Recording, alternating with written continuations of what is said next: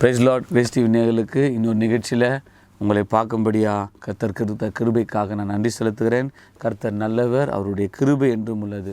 Doctor ஜீசஸில் இன்னொரு ப்ரோக்ராமில் உங்களை சந்திக்கும்படியாக கர்த்தர் எனக்கு கிருபை கொடுத்ததுக்காக நன்றி. இன்றைக்கு நம்ம பார்க்க போகிற ஒரு தலைப்பு என்னவென்று சொன்னால், நாம் பாக்கியவான்கள், நாம் பாக்கிய பிளஸட் பீப்புள். ரோமருக்கு நிருபம் 4ஆம் அதிகாரம் 7ஆம் வசனம். எவர்களுடைய அக்கிரமங்கள் மன்னிக்கப்பட்டதோ, எவர்களுடைய பாவம் மூடப்பட்டதோ அவர்கள் பாக்கியவான்கள்.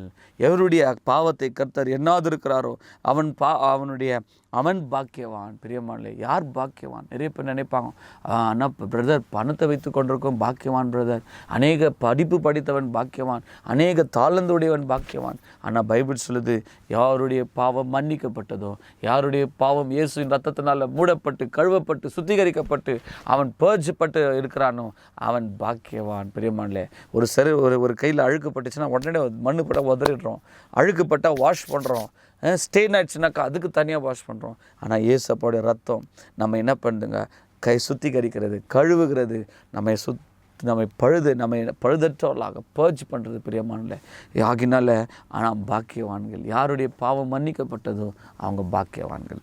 இரண்டாவது ஆசீர்வாதம் என்ன பாருங்களேன், அதே ரோமர் 4ஆம் அதிகாரம் வசனம் 3ஆம் வசனம். வேத வாக்கியம் என்ன சொல்கிறது?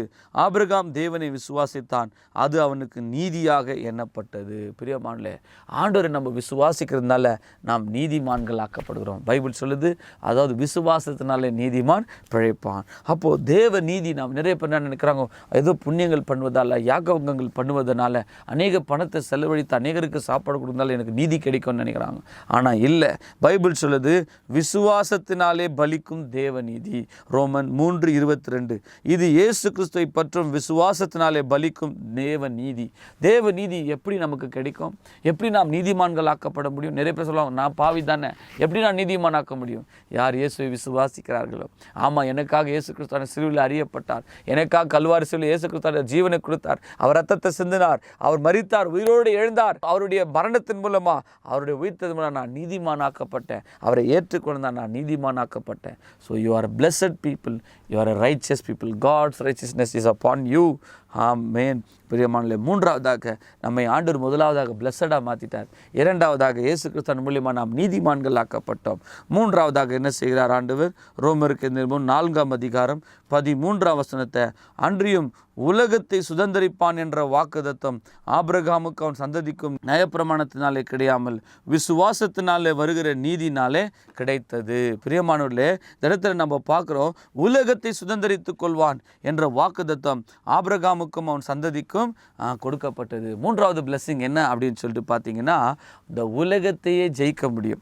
அப்போ யோசித்து பாருங்களேன், உலகத்தை சுதந்திரித்துக் கொள்ளக்கூடிய பிளெஸிங் ஆண்டவர் நமக்கு கொடுத்துக்கிறார். பிரியமானே, ஸோ முதல்ல நம்ம பார்த்தோம், we are blessed people. அதனால் யாருடைய பாவம் மன்னிக்கப்பட்டதோ அவங்க பாக்கியவான்கள். இரண்டாவது பார்த்தோம், ஆண்டவரை இயேசு விசுவாசிக்கிறதுனால நாம் நீதிமான்கள் ஆக்கப்பட்டோம். மூன்றாவது, ஆண்டவரை இயேசுவை நாம் உலகத்தை சுதந்திரிப்பான் என்ற வாக்குத்தத்தம் ஆபிரகாமுக்கு உண்டானது போல, அந்த ஆபிரகாமுக்கு ஆண்டவர் என்ன கொடுத்தாராம் வாக்குத்தத்தம்? இந்த உலகத்தை நீ சுதந்திரித்துக் கொள்ள போப்பா, உன் சந்ததி தான் இந்த இஸ்ரேல், இந்த தேசம், நீ கால் மிதிக்கிற தேசம் உனக்கு சொந்தமாகும்னு சொல்லிட்டாருங்க.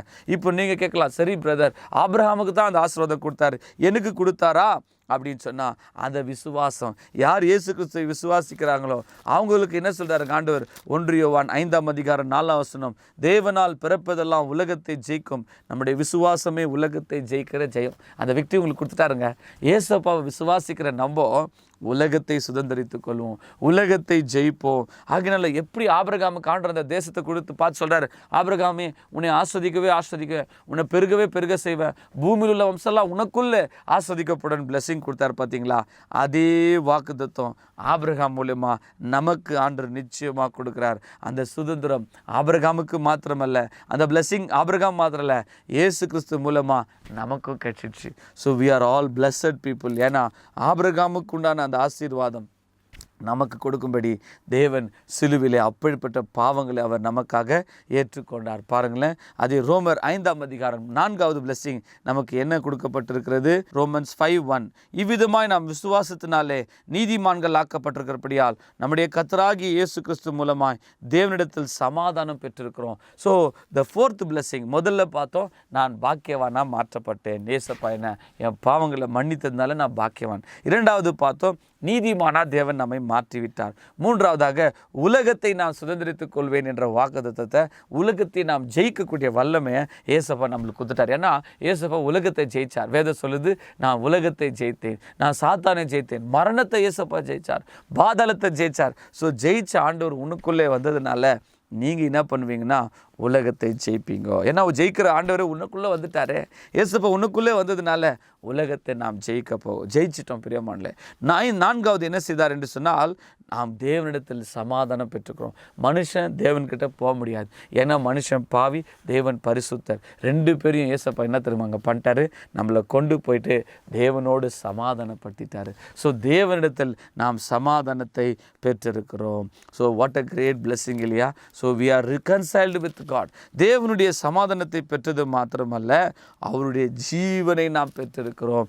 ரோமர் 5ஆம் அதிகாரம் 10ஆம் வசனம், நாம் தேவனுக்கு சத்துருக்களாக இருக்கையில் அவருடைய குமாரனின் மரணத்தினாலே அவருடைய ஒப்புரவாக்கப்பட்டோமானால், ஒப்புரவாக்கப்பட்ட பின் அவருடைய ஜீவனாலே ரட்சிக்கப்படுவது அதிக நிச்சயமான. ஸோ தேவனோடு நம்மளை சேர்த்தது மாத்திரமல்ல, தேவனுடைய ஜீவன் உனக்குள்ளே வந்துச்சு. அப்படின்னா ஜீவனை கொடுக்குற தேவனே உனக்குள்ளே வந்துட்டாருங்க. மிரக்கல் செய்கிற தேவனே நம்ம உங்களுக்குள்ளே வந்துட்டார். பிரியமானே, ஸோ இப்போ என்ன நினச்சிங்க? 6th blessing என்ன அப்படின்னா, ஜீவன். God's life is in you now. Your God's blessing has become. ஆண்டவர் உங்களுக்கு ஆசீர்வாதம் கொடுத்தது மாத்திரம் இல்லை, உன்னை பாக்கியவானா மாற்றினது மாத்திரம் இல்லை, உன்னை நீதிமானா மாற்றினது மாத்திரம் இல்லை, உலகத்தை ஜெயிக்கக்கூடிய வல்லமை நம்மளுக்கு கொடுத்தது மாத்திரம் இல்லை, அவருடைய ஜீவனே உனக்குள்ளே கொடுத்துட்டார். பிரியமானே, இப்போ லாஸ்ட்டாக என்ன பண்ணிட்டாரு? 17ஆம் வசனத்தில், அல்லாமலும் ஒருவனுடைய மீறுதலினாலே ஒருவன் மூலமாக மரணம் ஆண்டு கொண்டிருக்க கிருபையின் பரிபூர்ணத்தையும் நீதியாகி ஈவின் பரிமூலத்தை பெறுகிறவர்கள் இயேசு கிறிஸ்து என்னும் ஒருவராலே ஜீவனடைந்து ஆளுவார்கள். ரோமன்ஸ் 5:17 சொல்லுது, ஏசப்பா மூலியமா நாம் ஆளுகை செய்ய போகிறோம். நம்மை ராஜாக்களுமா ஆசாரலுமா மாற்றிவிட்டார். ரெவலேஷன் சாப்டர் 1 நம்ம வாசிக்கும் போதோ, we are made kings and priests. Revelation 1:6 நம்மிடத்தில் அன்பு கூர்ந்து தமது ரத்தத்தினால நம்முடைய பாவங்களை கழுவி நம்முடைய பிதாவாகிய தேவனுக்கு முன்பாக நம்மை ராஜாக்களும் ஆசாரலாக்கினார். பாருங்க, ஒரு 6 blessings நம்ம பார்த்தோம். ஆண்டவரே, இயேசு கிறிஸ்துவுக்குள் நீ பாக்கியவான், இயேசு கிறிஸ்துவுக்குள் நீ நீதிமான், இயேசு கிறிஸ்துவுக்குள் நீ உலகத்தை ஜெயிப்பாய், இயேசு கிறிஸ்துவுக்குள் உனக்குள்ள இருந்து அவனை ராஜாக்களா ஆசாரில் மாத்துறார். கர்த்தர் தாம் இந்த நாள் அந்த blessings உங்களுக்கு கொடுப்பாராக. ப்ரேயர் பண்ணலாம். பரலோக பிதாவே, இந்த நாளிலே கூட இந்த நிகழ்ச்சியை பார்த்துருக்கிற ஒவ்வொருத்தருமிடம் நீர் பேசுவீராக. அவருடைய ராஜாக்களும் ஆசாரலமாக்கின பரிசுத்த ஆவியானவரே உமக்கு நன்றி செலுத்துகிறோம். ஏசப்போட ரத்தத்தினால நீதிமான்களாக மாற்றி, ஏசப்பாவை ஏற்றுக்கொண்டதுனால அவர்களை நீர் ஆண்டவரே பாக்கியவான்களாக மாற்றினீர். உலகத்தை ஜெயிக்கக்கூடிய வல்லமை உள்ள இயேசு ஆண்டவர் எங்களுக்குள்ளவே வந்ததுக்கு ஸ்தோத்திரம். இந்த நிகழ்ச்சி ஆசீர்வாதம் பார்க்குற blessing இருக்கட்டும். இயேசு கிறிஸ்துவின் நாமத்தில் வேண்டிக் கொள்கிறோம் பிதாவே, ஆமேன்.